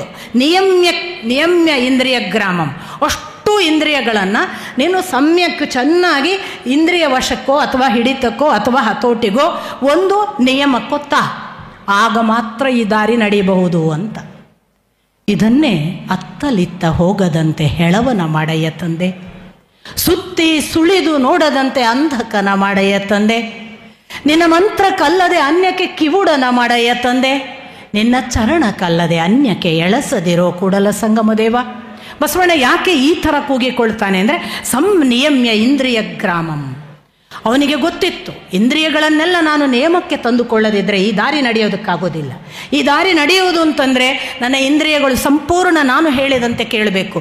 ಇಂದ್ರಿಯಗಳು ನಾನು ಹೇಳಿದಂತೆ ಕೇಳ್ತಾವ, ಬಹಳ ಕಠೋರ. ಆದರೆ ಅಭ್ಯಾಸೇನತು ಕೌಂತೆಯ, ಸತತಾಭ್ಯಾಸಂ ಕೌಂತೆಯ ಕೃಷ್ಣ ಹೇಳ್ತಾ ಬಂದ. ಈ ಅಭ್ಯಾಸದಿಂದ ನೀನು ಯಾವ ಇಂದ್ರಿಯಗಳನ್ನಾದರೂ ಕೂಡ ಸಂಪೂರ್ಣವಾಗಿ ನಿನ್ನ ಹತೋಟಿಗೆ, ನಿನ್ನ ಸಂಯಮಕ್ಕೆ ತರಬಹುದು. ಬಹಳ ಒಳ್ಳೆಯ ಉದಾಹರಣೆ, ಎಂಥ ಕ್ರೂರ ಪ್ರಾಣಿ ಸಿಂಹ, ಎಂಥ ಕ್ರೂರ ಪ್ರಾಣಿ ಹುಲಿ, ಎಂಥ ಬಹಳ ಗಂಭೀರವಾದ ಯಾರ ಕೈಗೂ ಸಿಕ್ಕದೇ ಇರುವ ಅಳತೆಯ ಗಾತ್ರ ಆನೆ. ಆದರೆ ಹೇಗೆ ವಶಕ್ಕೆ ಬರ್ತದೆ? ಒಬ್ಬ ಸರ್ಕಸ್ಸಿನ ಮನುಷ್ಯನ ವಶಕ್ಕೆ ಎಷ್ಟು ಚೆನ್ನಾಗಿ ಹುಲಿ ಬರುತ್ತೆ. ಒಬ್ಬ ಸರ್ಕಸ್ ಆಡಿಸುವ, ಸಿಂಹವನ್ನು ಆಡಿಸುವವನ ಕೈಗೆ ಸಿಂಹ ಅಳತೆಗೆ ಸಿಗುತ್ತೆ, ಒಬ್ಬ ಮಾವುತನ ಅಳತೆಗೆ ಆನೆ ಸಿಗುತ್ತೆ. ನಮ್ಮ ಇಂದ್ರಿಯ ಸಿಗಲ್ವಾ? ಅದಕ್ಕೆ ಅವ್ರು ಹೇಳ್ತಾರೆ. ಆದರೆ ಇವರು ಎಷ್ಟು ಕಠೋರ ಅಂದರೆ ವಚನಕಾರರು, ಅವ್ರು ಹೇಳೋದು ಹೇಗೆ ಅಂತಂದರೆ ಅದು ಹ್ಯಾಂಡಿಕ್ಯಾಪ್ಡ್ ಆಗಲಿ ಅಂತ. ಇದು ಬಹಳ ಇಂಟ್ರೆಸ್ಟಿಂಗ್. ನನ್ನ ಇಂದ್ರಿಯಗಳು ಅಂಗವಿಕಲವಾಗಲಿ, ಅತ್ತಲಿತ್ತ ಹೋಗದಂತೆ ಹೆಳವನ ಮಾಡಯ್ಯ ತಂದೆ, ಸುತ್ತಿ ಸುಳಿದು ನೋಡದೆ ಅಂಧಕನ ಮಾಡಯ್ಯ ತಂದೆ, ನಿನ್ನ ಮಂತ್ರ ಕಲ್ಲದೆ ಅನ್ಯಕ್ಕೆ ಕಿವುಡನ ಮಾಡಯ್ಯ ತಂದೆ. ಇದು ಜಗತ್ತಿನ ಲೌಕಿಕ ಆಕರ್ಷಣೆಗೆ ವಿಕಲಾಂಗನಾಗಲಿ ಅಂತ. ಭಗವತ್ ತತ್ವಕ್ಕೆ ಪೂರ್ತಿ ನನ್ನನ್ನು ಕೊಟ್ಟುಕೊಳ್ಬೇಕಾದ್ರೆ ಈ ಜಗತ್ತಿನ ಯಾವ ಸೌಖ್ಯ ಅಥವಾ ಸುಖಗಳಿವೆ ಅದರಿಂದ ನಾನು ನಿವೃತ್ತನಾಗಬೇಕು ಅನ್ನುವ ಕಾಠೋರ್ಯ ವಚನಕಾರದ್ದು. ಅದನ್ನೇ ಕೃಷ್ಣ ಹೇಳಿದ್ದು ಸಂನಿಯಮ್ಯ. ಯಾಕೆ? ಇದೊಂದು ಗಾಳಿಯಲ್ಲಿ ಅಲುಗಾಡದಂತೆ ಇಡಬೇಕಾದ ದೀಪದ ಅವಸ್ಥೆಯ ಮನಸ್ಸು. ಅದನ್ನು ಅವರು ಅನುಭವಿಸಿದ್ದಾರೆ. ಆದ್ದರಿಂದ ದಾರ್ಶನಿಕರಾಗಿ ಅವರು ಕಠೋರವಾಗಿ ಅದನ್ನು ದಾಟುವುದನ್ನು ಹೇಳುತ್ತಾರೆ. ಬಹಳ ಒಂದು ವಿಶೇಷ ಸಂಗತಿ ಇದೆ. ನಮ್ಮಲ್ಲಿ ಅಧ್ಯಾತ್ಮ ಪರಂಪರೆಯ ಶ್ರೀಮದ್ ಭಾಗವತದಲ್ಲಿ ಒಂದು ಮಾತು ಇದೆ, ಭಗವಂತ ಮಾತ್ರ ಪುರುಷ, ಉಳಿದವರೆಲ್ಲ ಸ್ತ್ರೀಯರು ಅಂತ. ಈ ಭಗವಂತ ಮಾತ್ರ ಪುರುಷ, ಉಳಿದವರು ಎಲ್ಲ ಸ್ತ್ರೀಯರು ಅನ್ನುವುದನ್ನೇ ಪ್ರಕೃತಿ ಪುರುಷ ಸಂಬಂಧವನ್ನು ಹೇಳುವಾಗ ಭಗವದ್ಗೀತೆಯಲ್ಲಿ ಶ್ರೀಕೃಷ್ಣ ಕೂಡ ಹೇಳ್ತಾನೆ. ಅಲ್ಲಿ ಹೇಳುವಾಗ ಅವನು ಬಹಳ ಸ್ಪಷ್ಟವಾಗಿ ಹೇಳ್ತಾನೆ, ಇದು ಪ್ರಕೃತಿ ಎಲ್ಲವೂ ಗರ್ಭ, ಅದು ಪುರುಷವೇ, ಆದರೆ ಅದು ಗರ್ಭ, ನಾನು ಬೀಜ ಅಂತ. ಕೃಷ್ಣ ನಾನು ಉತ್ತಮ ಪುರುಷ ಅಂತ. ಆಗ ನಮಗೆ ಅರ್ಥ ಆಗುತ್ತೆ, ಜಗತ್ತಿಡೀ ಕೃಷ್ಣನ ಪ್ರಕಾರ ಹೆಣ್ಣು, ಅವನು ಮಾತ್ರ ಗಂಡು. ಇದನ್ನು ನಮಗೆ ಬಹಳ ಸ್ಪಷ್ಟವಾಗಿ ಹೇಳಿದವಳು ಅಕ್ಕ ಮಹಾದೇವಿ ಒಬ್ಬಳೇ. ನನಗೆ ಆಶ್ಚರ್ಯ ಆಗುತ್ತೆ, ಉಳಿದವರು ಯಾರಲ್ಲೂ ಕೂಡ ಈ ವಚನ ಇಲ್ಲ. ಅಕ್ಕ ಮಹಾದೇವಿಯ ಒಂದು ವಚನ, ಹೆಣ್ಣು ಹೆಣ್ಣಾದೊಡೆ ಗಂಡಿನ ಸೂತಕ, ಗಂಡು ಗಂಡಾದೊಡೆ ಹೆಣ್ಣಿನ ಸೂತಕ, ತನುವಿನ ಸೂತಕ ಹಿಂಗಿದೊಡೆ ಮನದ ಸೂತಕಕ್ಕೆ ತೆರಹುಂಟೆ ಅಯ್ಯ, ಮೊದಲಿಲ್ಲದ ಸೂತಕಕ್ಕೆ ಮರುಳಾಯಿತ್ತು ಜಗವೆಲ್ಲ, ಎನ್ನ ದೇವ ಚನ್ನಮಲ್ಲಿಕಾರ್ಜುನಂಗೆ ಜಗವೆಲ್ಲ ಹೆಣ್ಣು ನೋಡ. ಈ ಜಗವೆಲ್ಲ ಹೆಣ್ಣು ನೋಡ ಅನ್ನುವ ಮಾತು ಅಕ್ಕ ಮಹಾದೇವಿ ಮಾತ್ರ ಹೇಳೋದಕ್ಕೆ ಬಹುಶಃ ಕಾರಣ ಸ್ವತಃ ಅವಳು ಸ್ತ್ರೀಯಾದದ್ದು. ಉಳಿದವರಿಗೆ ಇರಲಿಲ್ವಾ ಆ ಭಾವ? ಖಂಡಿತ. ಇಡೀ ವಚನಕಾರರ ತತ್ವ ನಿಂತಿರುವುದೇ ಶರಣ ಸತಿ ಲಿಂಗಪತಿ. ದಾಸ ಪರಂಪರೆಗೆ ಬಂದರೆ ಅವರೆಲ್ಲ ಗೋಪಿಕೆಯರು ಅಥವಾ ಯಶೋದೆ ದೇವಕಿಯರು, ಭಗವಂತ ಒಬ್ಬನೇ ಶ್ರೀಕೃಷ್ಣ. ಅದರಿಂದ ಜಗತ್ತಿನ ಅಧ್ಯಾತ್ಮ ಪರಂಪರೆ ನಡೆದವರೆಲ್ಲರೂ ಕೂಡ ಹೇಳಿದ ಮಹಾಸತ್ಯ, ಭಗವಂತ ಒಬ್ಬನೇ ಗಂಡಸು, ಉಳಿದವರೆಲ್ಲ ಹೆಣ್ಮಕ್ಕಳು ಅಂತ. ಇದನ್ನು ವಚನದಲ್ಲಿ ನೀವು ಹುಡುಕಿದ್ರೂ ಸಿಗೋದಿಲ್ಲ, ಉಳಿದ ಯಾರ ವಚನದಲ್ಲೂ ಈ ಮಾತು ಇಲ್ಲ. ತತ್ವದಲ್ಲಿ ಇದೆ ಶರಣಸತಿ ಲಿಂಗಪತಿ, ವಚನದಲ್ಲಿ ಸಾಬೀತು ಮಾಡಿ ಪಕ್ಕ ಬರೆದಿಟ್ಟು ಹೋದವಳು ಅಕ್ಕ ಮಹಾದೇವಿ ಮಾತ್ರ. ಎನ್ನ ದೇವ ಚನ್ನಮಲ್ಲಿಕಾರ್ಜುನಂಗೆ ಜಗವೆಲ್ಲ ಹೆಣ್ಣು ನೋಡ. ಆದ್ದರಿಂದಲೇ ಮೂತ್ರವಸರುವ ಬಿಂದುನಾಳವನ್ನು ಕಂಡು ಬಂದಿರೇನಣ್ಣ, ಅಣ್ಣ ನಾನು ಸೂಳೆ ಅಲ್ಲ, ಅಣ್ಣ ನಾನು ಹೆಂಗೂಸಲ್ಲ, ಮತ್ತೆ ನನ್ನನ್ನು ಕಂಡು ಅರೆಂದು ಬಂದಿರಣ್ಣ, ಚನ್ನಮಲ್ಲಿಕಾರ್ಜುನನಲ್ಲದೆ ಇತರ ಪುರುಷರು ಛೀ ಹೋಗ ಸೆರಗು ಬಿಡು ಮರುಳೆ. ಇಂಥ ಮಾತುಗಳನ್ನು ಅಕ್ಕ ಹೇಳಬೇಕಾದ್ರೆ ಅವನೊಬ್ಬನೇ ಗಂಡ. ಈ ಸಾವ ಕಿಡುವ ಗಂಡರ ನೊಯ್ದು ಒಲೆಯೊಳಗಿಕ್ಕು ತಾಯಿ ಮಾತು ಯಾಕೆ ಬಂತು? ಅವಳಿಗೆ ಗೊತ್ತಿತ್ತು ಗಂಡು ಅಂದರೆ ಅವನೊಬ್ಬನೇ. ಅದನ್ನು ಶ್ರೀಕೃಷ್ಣ ನಾನೊಬ್ಬನೇ ಉತ್ತಮ ಪುರುಷ ಅಂದಿದ್ದ. ಇಂಥ ಇವೆಲ್ಲ ಹಾಗಾದರೆ ಓದಿ ಬಂತ, ಓದಿದ್ದಾರ? ನನಗೆ ಆ ಹಠಗಳೆಲ್ಲ ಇಲ್ಲ, ಓದಿಯೇ ಬಂದದ್ದಿರಬೇಕಾಗಿಲ್ಲ. ನಾನು ಆಗಲೇ ಹೇಳಿದ್ದು, ಅಧ್ಯಾತ್ಮ ಪರಂಪರೆ ಖಂಡಿತಕ್ಕೂ ಕೂಡ ಒಂದು ನಿರ್ವಾತದಲ್ಲಿ ಬರೋದಿಲ್ಲ. ನಮ್ಮ ರಕ್ತಗತವಾಗಿ ನಮ್ಮ ಜೊತೆಗೆ ಎಲ್ಲವೂ ಕೂಡಿಕೊಂಡೇ ಬರ್ತದೆ. ಅದಕ್ಕೇ ಶ್ರೀ ಮಧ್ವಾಚಾರ್ಯರು ಹೇಳಿದರು ಅನುಭವ ಪ್ರಮಾಣ ಅಂತ. ಈ ಅನುಭವ ಅದು ಭವದಿಂದ ಬಂದಿದೆ, ಅನುಸರಿಸಿ ಬಂದ ಭವದ ಮಾತು ಅನುಭವ. ಎಷ್ಟೋ ವರ್ಷಗಳ ಕಾಲ, 84 ಲಕ್ಷ ಯೋನಿ ಆಗಬೇಕಾದ್ರೆ ಎಷ್ಟೋ ಕೋಟಿ ವರ್ಷಗಳ ಕಾಲ ಅನುಸರಿಸಿ ಬಂದ ಭವದ ಮಾತು ಅದು ಅನುಭವ. ಅದನ್ನು ಅರ್ಥ ಮಾಡಿಕೊಂಡು ಭಗವಂತನ ಕಡೆಗೆ ತಿರುಗಿದಾಗ ಅದು ಅನುಭಾವ. ಅದನ್ನೇ ಭಗವಂತನ ಕಡೆಗೆ ತಿರುಗಿದ ಅನುಭಾವದ ವಚನಕಾರರು ಇದು ನನ್ನ ಮಾತು ಅಂತ ಹೇಳಿದರು. ಇಷ್ಟೆಲ್ಲ ಅಧ್ಯಾತ್ಮ ಪರಂಪರೆಯ ಮಾತುಗಳನ್ನು ಹೇಳುವಾಗ ಇನ್ನೂ ನೀವು ನಾಹಂ ಕರ್ತ ಹರಿಕರ್ತ ಮಾತುಗಳನ್ನು, ಇದನ್ನು ನಾಹಂ ಕರ್ತ ಅನ್ನೋದನ್ನು ಬಹಳ ದೊಡ್ಡ ತತ್ವವಾಗಿಯೇ ಉಪದೇಶಿಸ್ತಾನೆ ಶ್ರೀಕೃಷ್ಣ. ನಿಮಗೆ ಗೊತ್ತು, ಸ್ವತಃ ಬಾಣ ಬಿಡೋದು ಕೂಡ ನೀನಲ್ಲ ಅಂತ. ನೀನು ಬಾಣ ಬಿಡ್ತಿ ಅಂತ ಎಣಿಸಿದ್ದಿ, ನೀನು ಬಾಣ ಬಿಡು, ಕೊಲ್ಲುವುದು ನಾನು ಕಣಯ್ಯ, ನೀನಲ್ಲ ಅಂತ ಹೇಳಿದಂತಹ ತತ್ವವನ್ನು ಉಪದೇಶಿಸಿದ ಭಗವದ್ಗೀತೆ. ಆಗ ಕರ್ಮ ಸಿದ್ಧಾಂತವನ್ನೇ ಬಹಳ ದೊಡ್ಡದಾಗಿ ಹೇಳಿದರು. ಕರ್ಮಣ್ಯೇವ ಅಧಿಕಾರಃ ತೇ ಮಾ ಫಲೇಶು ಕದಾಚನ ಮಾ ಕರ್ಮ ಫಲ ಹೇತುರ್ಭೂಹು. ಮತ್ತೆ ನೀನು ಮಾತೆ ಸಂಗಸ್ತು ಅಕರ್ಮಣಿ, ನೀನು ಯಾವುದಾದ್ರೂ ಕರ್ಮಕ್ಕೆ ನಾನೇ ಫಲ ಪಡೀತೇನೆ, ನಾನೇ ಕಾರಣ ಅಂತ ಭಾವಿಸಬೇಡ. ಅಷ್ಟು ಮಾತ್ರ ಹೇಳಲಿಲ್ಲ, ಅಕರ್ಮದ ಜೊತೆಗೆ ಸಂಘ ಮಾಡಬೇಡ. ಇದು ಕೃಷ್ಣ ಹೇಳಿದ. ತಪ್ಪು ತಿಳಿಬೇಡಿ, ಇಡೀ ವಚನಕಾರರ ಬಹಳ ದೊಡ್ಡ ಸಿದ್ಧಾಂತ ಕಾಯಕವೇ ಕೈಲಾಸ. ಇದರ ಮೂಲ ಸೆಲೆಯೇ ಕರ್ಮಣ್ಯೇವ ಅಧಿಕಾರಸ್ತೆ ಮಾ ಫಲೇಶು ಕದಾಚನ ಅನ್ನುವ ಶ್ರೀಕೃಷ್ಣನ ಮಾತು. ನಿನಗೆ ಕರ್ಮದ ಮೇಲೆ ಮಾತ್ರ ಅಧಿಕಾರ, ನಿನಗೆ ಫಲದ ಮೇಲೆ ಇಲ್ಲ. ಫಲಕ್ಕೆ ಕಾರಣನಾಗಲಿಕ್ಕೆ ಹೋಗಬೇಡ ಮತ್ತು ಕರ್ಮದಲ್ಲಿ ಫಲಕ್ಕೆ ಕಾರಣನಾಗಬಾರ್ದು ಅಂತಾದರೆ ಕರ್ಮವೇ ಬಿಟ್ಟು ಬಿಡೋಣಪ್ಪ ಅಂತ ನೈಷ್ಕರ್ಮ್ಯಕ್ಕೂ ಹೋಗಬೇಡ. ಎರಡೂ ಅಲ್ಲದ ಕರ್ಮ ಮಾಡು, ಆದರೆ ಕರ್ಮವನ್ನೇ ನಿನ್ನ ಸರ್ವಸ್ವ ಅಂತ ಮಾಡು. ಕರ್ಮದಿಂದಲೇ ನೀನು ಬೆಳೀತಿ ಅಂತ ಮಾಡು. ಕರ್ಮ ನಿನ್ನನ್ನು ತುತ್ತ ತುದಿಗೆ ಮುಟ್ಟಿಸ್ತದೆ ಅಂತ ಮಾಡು ಅನ್ನುವುದು ಕೃಷ್ಣನ ಮಾತಿನ ಅರ್ಥ. ಅದನ್ನೇ ಇಡೀ ತತ್ವವಾಗಿ ಬಸವಣ್ಣ ಹೇಳಿದರು. ಬಹಳ ಜನ ಇದನ್ನು ಇಷ್ಟಪಡಲಿಕ್ಕಿಲ್ಲ ಮತ್ತು ಕಷ್ಟ ಆದೀತು. ಆದರೆ ಸತ್ಯವನ್ನು ಅಲ್ಲಗಳಿಲಿಕ್ಕೆ ಸಾಧ್ಯ ಇಲ್ಲ. ಬಸವಣ್ಣ ಹೇಳಿದ್ದು ಅದನ್ನೇ, ನಿಮ್ಮ ಕರ್ಮ ಮಾಡಿ. ಯಾವ ಕರ್ಮ ಮಾಡ್ತಿದ್ದೀರಾ ಅದನ್ನೇ ಮಾಡಿ, ಅದನ್ನು ಬಿಡಬೇಡಿ. ಯಾಕೆ? ಆ ಕರ್ಮದಿಂದಲೇ ನೀವು ನಿಮ್ಮ ಜೊತೆಗೆ ನಿಮ್ಮ ಅನುಸಂಧಾನ ಮಾಡಿ. ಭಕ್ತಿ ಪಥ ಕರ್ಮವನ್ನು ಬಿಟ್ಟಿಲ್ಲ, ಕರ್ಮವನ್ನು ಬಿಟ್ಟು ಏನೂ ಮಾಡಬೇಡಿ. ಇದನ್ನು ಕರ್ಮ ಸಿದ್ಧಾಂತದ ಪೂರ್ತಿ ಅರ್ಥ ತೆಗೆದುಕೊಂಡು ಹೇಳಿದ ಹಾಗೆ ಬಸವಣ್ಣ ಕರ್ಮವನ್ನು ಕಾಯಕವೇ ಕೈಲಾಸ ಅಂತ ನಡೆಸಿದರು. ಇದರಲ್ಲಿ ಮತ್ತೆ ಬಹಳ ಇಂಟ್ರೆಸ್ಟಿಂಗ್, ಅವರು ಒಂದು ಮಾತು ಹೇಳ್ತಾರೆ, ಕರ್ಮ ನಾನೇ ಮಾಡೋದು, ನನ್ನಿಂದಲೇ ಆಗಿತ್ತು, ನಾನೇ ಫಲ ಪಡೀತೇನೆ ಅಂತ ಇರಬಾರದು ಅಂತ ಶ್ರೀಕೃಷ್ಣನ ಮಾತು ಇದೆಯಲ್ಲ, ಯಥಾವತ್ ಆದಂತಹ ವಚನದಲ್ಲಿ ಬಸವಣ್ಣ ಅಂಥ ಮಾತು ಹೇಳ್ತಾನೆ. ನಾನು ವ್ಯವಹಾರ ಮಾಡುವೆನು ಲಿಂಗಾರ್ಚಿಸುವುದಕ್ಕೆ, ನಾನು ಪರಸೇವೆ ಮಾಡುವೆನು ಜಂಗಮ ದಾಸೋಹಕ್ಕೆ, ನಾನು ಏನು ಮಾಡಿದರೂ ಫಲ ಕೊಡುವವನು ನೀನಲ್ಲದೆ ಅನ್ಯರಿಲ್ಲ, ಎಲ್ಲವನ್ನೂ ಸಲ್ಲಿಸುವೆನು ನಿನಗೆ ನಿನ್ನ ಸೊಲ್ಮೆಗೆ.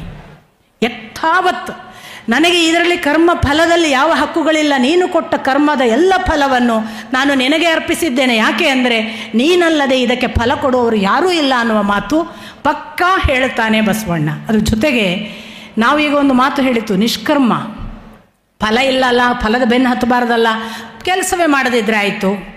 ಹಾಗಲ್ಲ, ಅದನ್ನು ಅಲ್ಲಮ್ಮ ಒಂದು ವಚನದಲ್ಲಿ ಬಹಳ ಚೆನ್ನಾಗಿ ಹೇಳ್ತಾನೆ. ಜಪವ ನೆನೆಸುತ್ತ ದಿನ ಕಳೆಯಬೇಡ, ಜಪ ಮಣಿಯ ನೆನೆಸುತ್ತ ದಿನ ಕಳೆಯಬೇಡ, ಕಣಿಯನು ಪೂಜಿಸುತ್ತ ಕಾಲ ನೂಕಬೇಡ. ಮತ್ತೆ ಕ್ಷಣಾರ್ಧದೊಳು ಅರೆಕ್ಷಣವಾದರೂ ನಿಜವ ನೆನಹು, ಕ್ಷಣದೊಳಗೆ ಅರೆಕ್ಷಣವಾದರೂ ನಿಜವ ನೆನಹು, ಬೆಂಕಿಯೊಳಗಣ ಗುಣ ಬಿಸಿ ನೀರಿನೊಳಗಿಹುದೇ ಗುಹೇಶ್ವರ. ಎಷ್ಟು ಚೆನ್ನಾದ ಮಾತು. ನಿಷ್ಕರ್ಮ ಅಲ್ಲ, ಅರೆಕ್ಷಣ ಆದರೂ ಅವನನ್ನು ನೆನಪಿಸುವಂತಹ ಕೆಲಸ ಆದರೂ ಮಾಡು. ನಿಷ್ಕರ್ಮ ಅನ್ನೋದೊಂದು ಇಲ್ಲ ಅಂತ ಶ್ರೀಕೃಷ್ಣ ಬಹಳ ವಿಶೇಷವಾಗಿ ಹೇಳ್ತಾನೆ. ನೀನು ಏನು ಮಾಡಲಿಲ್ಲಾದ್ರೂ ಕಣ್ಣು ಮಿಟಿಕಿಸ್ತೀಯ, ಉಸಿರಾಡ್ತೀಯ, ನಿನ್ನ ಮಲಮೂತ್ರ ವಿಸರ್ಜನೆ ಮಾಡಿಯೇ ಮಾಡ್ತೀಯ, ಏನೂ ಇಲ್ಲ ಅನ್ನೋದೊಂದು ಇಲ್ಲಪ್ಪ. ಕರ್ಮವಿಲ್ಲದೆ ಬದುಕಿಲ್ಲ ಅನ್ನೋದು ಘೋಷಣೆ ಶ್ರೀಕೃಷ್ಣನದ್ದು. ಇಲ್ಲಿ ಅವನು ಹೌದು, ಒಂದು ವೇಳೆ ಅಧ್ಯಾತ್ಮ ಪಥಕ್ಕೆ ಬಂದಿದ್ದೇವೆ, ಏನು ಕರ್ಮ ಮಾಡಲ್ಲ, ಹಂಗಲ್ಲ, ಅಟ್ಲೀಸ್ಟ್ ಅವನನ್ನು ನೆನೆಯುವ ನಿರಂತರ ಕರ್ಮ ಇರಲಿ. ಕರ್ಮವಿಲ್ಲದೆ ಜಗತ್ತಿಲ್ಲ. ಇದೆಲ್ಲವನ್ನ ಬಸವಣ್ಣನ ವಚನ, ಅಲ್ಲಮನ ವಚನ ಹೇಳ್ತಾವೆ. ಅಂದ ಹಾಗೆ ಇಡೀ ಶ್ರೀಕೃಷ್ಣನ ಪಥಕ್ಕೆ ವಿರುದ್ಧವಾದದ್ದಿಲ್ಲ ಅನ್ನೋದನ್ನೇ ನಾವು ಗಮನಿಸಬೇಕಾದ ಸತ್ಯ. ಅಂಥ ಎಲ್ಲ ಸತ್ಯಗಳನ್ನು ಈ ದೃಷ್ಟಿಯಿಂದ ಒಟ್ಟು ವಚನ ಪರಂಪರೆಯ ಯಾವುದೇ ವಚನಗಳನ್ನು ನೀವು ನನ್ನ ಜೊತೆಗೆ ಕೂತ್ಕೊಳ್ಬೇಕು ಅಂತ ಅನಿಸಿದರೆ ಬನ್ನಿ ಕೂತ್ಕೊಳ್ಳೋಣ. ಭಗವದ್ಗೀತೆಯನ್ನು ವಚನವನ್ನು ಪ್ಯಾರಲಲ್ ಆಗಿ ಓದ್ಕೊಳ್ಳೋಕ್ಕೆ ಟೆಕ್ಸ್ಟ್ ಹಿಡ್ಕೊಂಡು ಕೂತ್ಕೊಂಡ್ರೆ ನಮಗೆ ಒಂದೇ ಒಂದು ಕಡೆ ನಿರಾಶೆ ಆಗೋದಿಲ್ಲ, ಒಂದೇ ಒಂದು ಕಡೆ ಅವು ಬೇರೆ ಬೇರೆ ಅಂತ ಅನಿಸೋದಿಲ್ಲ. ಅಧ್ಯಾತ್ಮ ನಮ್ಮನ್ನು ಕೂಡಿಸುವುದಕ್ಕಿದೆ, ಆದರೆ ಜಗತ್ತು ಒಡೆಯುವುದರಲ್ಲಿ ನಿರತವಾಗಿದೆ. ನಾವು ನಮ್ಮನ್ನು ಒಡೆಯುವುದರಲ್ಲಿ ಸಂತೋಷ ಪಡ್ತಿದ್ದೇವೆ. ಒಡೆದವರು ಎಂದೂ ಕೂಡ ಉದ್ಧಾರ ಆಗಿಲ್ಲ. ಕೂಡಿಸಿದವರು, ಕೂಡಿ ಬದುಕಿದವರು ಖಾಯಮಾಗಿ ಉಳಿದಿದ್ದಾರೆ. 5 ಬೆರಳಿನಲ್ಲಿ ಹಿಡಿಯಬಹುದಾದ ಶಕ್ತಿ 1 ಬೆರಳಲ್ಲಿ ಹಿಡಿ ಅಂದರೆ ಆಗಲಿಕ್ಕಿಲ್ಲ. ಅಖಂಡವಾಗಿ ಕೂಡಬೇಕಾದದ್ದು ಇವತ್ತಿನ ದರ್ದ್, ಇವತ್ತಿನ ಅವಶ್ಯಕತೆ. ನಮ್ಮನ್ನು ಹೊರಗಿನಿಂದ ಆಟ ಆಡಿಸುವ ಶಕ್ತಿಗಳು ನಮ್ಮನ್ನು ಒಡೆಯುವುದಕ್ಕೆ ಬಹಳ ಪ್ರಯತ್ನ ಪಡ್ತಿದ್ದಾರೆ. ಅಂಥ ಹೊತ್ತಿನಲ್ಲಿ ನಾವು ನಾನು ಬೇರೆ ನೀನು ಬೇರೆ ಅನ್ನುವ ಛಿದ್ರ ಮಾಡುವ, ಒಡೆಯುವ, ಪ್ರತ್ಯೇಕ ಆಗುವ ಕೂಗು ಎಬ್ಬಿಸ್ತಿದ್ದೇವೆ. ಅದು ಖಂಡಿತ ಸರಿಯಾದ ಮಾರ್ಗವಲ್ಲ. ಯಾವ ದೃಷ್ಟಿ ನರಕ ಸ್ವರ್ಗವನ್ನು ಕೂಡ ಒಪ್ಪೋದಿಲ್ಲ ಬಸವಣ್ಣ ಅನ್ನೋ ಮಾತುಗಳನ್ನೆಲ್ಲ ಹೇಳ್ತಾರೆ. ಅದೆಲ್ಲವೂ ಕೂಡ ಪೂರ್ತಿ ಅರ್ಥ ಮಾಡಿಕೊಂಡ್ರೆ ಅದರ ಹಿಂದೆ ಇರುವ ತಥ್ಯವೇ ಬೇರೆ. ಆಚಾರವೇ ಸ್ವರ್ಗ, ಅನಾಚಾರವೇ ನರಕ ಅನ್ನುವ ಒಂದು ಮಾತು ಬರುತ್ತೆ, ನಿಮಗೆ ಗೊತ್ತು. ಎಲ್ಲಕ್ಕಿಂತ ಮಿಗಿಲಾಗಿ ಕೃಷ್ಣ ಒಂದು ಮಾತು ಹೇಳ್ತಾನೆ, ನಿನ್ನ ನಂಬಿಕೆ ನಿನಗೆ, ಇನ್ನೊಬ್ಬರ ನಂಬಿಕೆಯನ್ನು ಕೆಡಿಸೋದು ಮಾಡಬೇಡ ಅಂತ. ಇನ್ನೊಬ್ಬರ ನಂಬಿಕೆಯನ್ನು ಕೆಡಿಸುವುದು ಮಾಡಿದರೆ ಅದಕ್ಕಿಂತ ದೊಡ್ಡ ಪಾಪವಿಲ್ಲ ಅನ್ನೋದು ಶ್ರೀಕೃಷ್ಣನ ಮಾತು. ಬಸವಣ್ಣ ಒಂದು ಮಾತು ಹೇಳ್ತಾರೆ, ನಂಬಿದವರು ನಂಬಿದವರ ನಂಬಲೀಯರು, ನಂಬದವರು ನಂಬಿದವರ ನಂಬಲೀಯರು, ಭಕ್ತಿ ಮಾಡುವವರು ಭಕ್ತಿ ಮಾಡದವರ ಮಾಡಲೀಯರು. ಮಾಡದವರು ಮಾಡುವವರ ಮಾಡಲಿಯರು, ಇಂಥವರನ್ನ ಕೂಗಿ ಕೂಗಿ ಕರೆದೊಡೆ ನರಕಕ್ಕಿಕ್ಕುವನು ಕೂಡಲ ಸಂಗಮ ದೇವ. ಇದೆಲ್ಲಿ ತಪ್ಪಿದೆ? ಶ್ರೀಕೃಷ್ಣ ಹೇಳಿದ ಮಾತೆ. ಇಂಥ ತಪ್ಪು ಮಾಡಬೇಡಿ ಅನ್ನುವ ಮಾತುಗಳನ್ನೆಲ್ಲ, ಹಾಗಾಗಿ ವಚನಗಳು ಬೇರೆ ಅಂತ ಇರುವವರು, ಶಿವ ಬೇರೆ ವಿಷ್ಣು ಬೇರೆ ಅಂತ ಭಾವಿಸುವವರು, ದ್ವೈತ ಬೇರೆ ಅದ್ವೈತ ಬೇರೆ ಅಂತ ತಿಳಿಯುವವರು, ಶಂಕರಾಚಾರ್ಯರ ಪಥ ಬೇರೆ ಮಧ್ವಾಚಾರ್ಯರ ಪಥ ಬೇರೆ ಅಂತ ಗಲಾಟೆ ಮಾಡುವವರು, ಬ್ರಾಹ್ಮಣ ಇತರ ಜಾತಿ ಅಂತ ಕೂಗಾಡುವವರು, ಎಲ್ಲರೂ ಮುಖ ತಿರುಗಿಸಿ ಒಮ್ಮೆ ನೋಡಬೇಕಾದದ್ದು ಅಧ್ಯಾತ್ಮ ಪಥದಲ್ಲಿ ಇಂಥ ಯಾವ ಭೇದಗಳೂ ಇಲ್ಲ. ಅದು ಕೂಡಿಸಲಿಕ್ಕಿದೆ. ಅಲ್ಲಿ ಬಂದವರು ಪ್ರತಿಯೊಬ್ಬರು ಕೂಡ ನನ್ನವ. ಇವನಾರವ ಇವನಾರವ ಇವನಾರವ ಎನ್ನದಿರು, ಇವನಮ್ಮವ ಇವನಮ್ಮವ ಇವನಮ್ಮವ ಎಂದಿರಿಸಯ್ಯ, ನಿಮ್ಮ ಮನೆಯ ಮಗನೆಂದಿರಿಸಯ್ಯ ಕೂಡಲ ಸಂಗಮ ದೇವ ಅನ್ನುವಾಗ ಶುನಿಚೈವ ಶ್ವಪಾಕೇಚ ಪಂಡಿತಾಹ ಸಮದರ್ಶಿನಃ ಅನ್ನುವ ಕೃಷ್ಣನ ಮಾತೇ ಅದು. ಒಬ್ಬ ತಿಳಿದವನು ಆನೆಯನ್ನು, ನಾಯಿಯನ್ನು, ಮಾಂಸ ಭಕ್ಷಣೆ ಮಾಡುವವನು ಎಲ್ಲರನ್ನೂ ಒಂದು ಸಮಾನವಾದ ದೃಷ್ಟಿಯಿಂದ ನೋಡ್ತಾನೆ ಅನ್ನುವ ಕೃಷ್ಣನ ಮಾತು ಅಧ್ಯಾತ್ಮ ಪರಂಪರೆ ನಡೆದ ಭಗವಂತನ ದಾರಿಯಲ್ಲಿ ಪೂರ್ತಿ ತನ್ನನ್ನು ತೊಡಗಿಸಿಕೊಂಡ ಬಸವಣ್ಣನ ಮಾತು ಎರಡೂ ಒಂದೇ. ಆದ್ದರಿಂದನೇ ನಾಯಿಯನ್ನು ಶ್ವಪಾಕವನ್ನು ತಿನ್ನುವವನು ಅಥವಾ ಇನ್ನೊಬ್ಬ ಆನೆ ಮತ್ತೊಬ್ಬ ಋಷಿಯನ್ನು ಏಕಚಿತ್ತದಿಂದ ನೋಡುವ ಪಂಡಿತನ ಮನಸ್ಥಿತಿ ಬಸವಣ್ಣನಿಗೆ ಬಂದದ್ದರಿಂದಲೇ ಅವನು ಇವನಾರವ ಇವನಾರವ ಇವನಾರವ ಎನ್ನದಿರು ಎಂದ. ಅಂಥ ಇವನಾರವ ಇವನಾರವ ಇವನಾರವ ಅಂತ ದೂರ ಇಡದೆ ಇವನಿಮ್ಮವ ಇವನಿಮ್ಮವ ಇವನಿಮ್ಮವ ಇವ ನಿಮ್ಮ ಮನೆಯ ಮಗನೆಂದಿರಿಸಯ್ಯ ಅನ್ನುವ ಕಾಲಘಟ್ಟದಲ್ಲಿ ನಾವಿದ್ದೇವೆ. ಅದು ಖಂಡಿತಕ್ಕೂ ನಮ್ಮ ಎಲ್ಲರಿಂದ ಆಗಬೇಕಾದ ಪ್ರಯತ್ನ. ನಾವು ಇದನ್ನು ದೂರ ಇಡುವುದರಿಂದ ನಮ್ಮ ಒಳಗಿನ ಭಗವಂತನನ್ನು ದೂರ ಇಡ್ತೇವೆ. ಯಾಕೆಂದರೆ ಭಗವಂತ ಈಗಾಗಲೇ ಹೇಳಿದ ಹಾಗೆ ಅವನು ಕೃಷ್ಣನಾಗಿ ಇದ್ದಾನೆ, ವಿಷ್ಣುವಾಗಿ ಇದ್ದಾನೆ, ಶಿವನಾಗಿ ಇದ್ದಾನೆ, ಬ್ರಹ್ಮನಾಗಿ ಇದ್ದಾನೆ. ಅವನು ಸಕಲವೂ ತಾನೇ ಅನ್ನೋದನ್ನು ಬೇರೆ ಬೇರೆ ರೀತಿಯಿಂದ ತೋರಿಸಿದ್ದಾನೆ. ಈ ಅಖಂಡತ್ವ ನಮಗೆಲ್ಲರಿಗೂ ಅರ್ಥವಾಗಬೇಕಾದ ಬಹಳ ಅವಶ್ಯಕ ಸಂಗತಿ. ಅದು ಆಗಲಿ ಅಂತ ಪ್ರಾರ್ಥಿಸ್ತಾ, ವಿರೂಪಾಕ್ಷ ಶಾಸ್ತ್ರಿಗಳು ಒಬ್ಬರು ಶಂಕರಮತೀಯರು. ಅವರಿಂದ ಮಧ್ವಮತ ಪಾಠ ಕೇಳಿದ ನನ್ನ ಅಜ್ಜನನ್ನು ನೆನೆದು ವಚನ ದಾರಿಯನ್ನು ನಡೆಯುವಾಗ ಓದುವಾಗ ಬೆನ್ನು ತಟ್ಟಿ ಅದನ್ಯಾಕೆ ಓದ್ತಿ ಇದನ್ನು ಓದು ಅಂತ ನನ್ನನ್ನು ಎಂದೂ ಅಡ್ಡಿ ಮಾಡದೆ ನನ್ನ ನಡೆಯನ್ನು ತಾನು ಬೆನ್ನಿನಲ್ಲಿ ನಿಂತು ನಡೆಸಿ ಸ್ವತಂತ್ರದಿಂದ ನನ್ನ ಸ್ವಾತಂತ್ರ್ಯಕ್ಕೆ ಅಡ್ಡಿ ಮಾಡದೆ ನನ್ನ ಓದು ಮತ್ತು ನನ್ನ ನಡೆಯನ್ನು ನೋಡ್ತಾ ಬೆನ್ನಿನಲ್ಲಿ ನಿಂತು ನಿರಂತರ ನನ್ನನ್ನು ಹರಸಿ ಇವತ್ತು ನನ್ನನ್ನು ವಚನದ ಮೂಲಕವೇ ಭಗವದ್ಗೀತೆಗೆ, ರಾಮಾಯಣಕ್ಕೆ, ಮಹಾಭಾರತಕ್ಕೆ, ಪುರಾಣ ಲೋಕಕ್ಕೆ ತಂದ ನನ್ನ ಅಪ್ಪನಿಗೆ ನಮಿಸಿ, ಇಡೀ ಜಗತ್ತು ತಾಂತ್ರಿಕರು ತಂತ್ರವಿದ್ಯೆಯಲ್ಲಿ ಮಹಾ ದೊಡ್ಡ ಸಾಧಕರು, ಅವರು ವಶೀಕರಣ ವಿದ್ಯೆಯಿಂದ ನಿನ್ನನ್ನು ಎಳ್ಕೊಂಡು ಹೋಗಿದ್ದಾರೆ ಅಂತ ಹೇಳಿದಾಗ ಅದು ಯಾವುದನ್ನೂ ಕಿವಿಗೆ ಹಾಕಿಕೊಳ್ಳದೆ ತಾನು ತಂತ್ರ ಪಥದವನು ಅನ್ನುವ ಒಂದು ಗುರುತು ಸೂಚನೆಯನ್ನು ನನಗೆ ಕೊಡದೆ ಶ್ರೀಕೃಷ್ಣನ ಮಾರ್ಗದಲ್ಲಿ ನನ್ನನ್ನು ನಡೆಸಿದ ಆ ಪರಮ ಪೂಜ್ಯರಾದ ನನ್ನ ಗುರುಗಳು ಸತ್ಯಕಾಮರನ್ನು ವಂದಿಸಿ, ಇಷ್ಟೆಲ್ಲಕ್ಕೂ ಕಾರಣರಾದ ನನ್ನನ್ನು ಬಾಲ್ಯದಿಂದ ಸಂಗಾತಿಯ ಹಾಗೆ ನನ್ನ ನಿತ್ಯ ದುಃಖಗಳನ್ನು ಹಂಚಿಕೊಳ್ಳುವುದಕ್ಕೆ ಆತ್ಮ ಸಂಗಾತಿಯ ಹಾಗೆ ಇದ್ದ ಶ್ರೀ ರಾಘವೇಂದ್ರ ಸ್ವಾಮೀಜಿಯವರನ್ನು ಕೂಡ ವಂದಿಸಿ ಇಷ್ಟು ಮಾತುಗಳನ್ನು ಅವರ ಪದ ತಲುಕು ಕೃಷ್ಣನಿಗೆ ಅರ್ಪಿಸಿ ನನ್ನ ಮಾತು ಮುಗಿಸ್ತೀನಿ. ನಮಸ್ಕಾರ.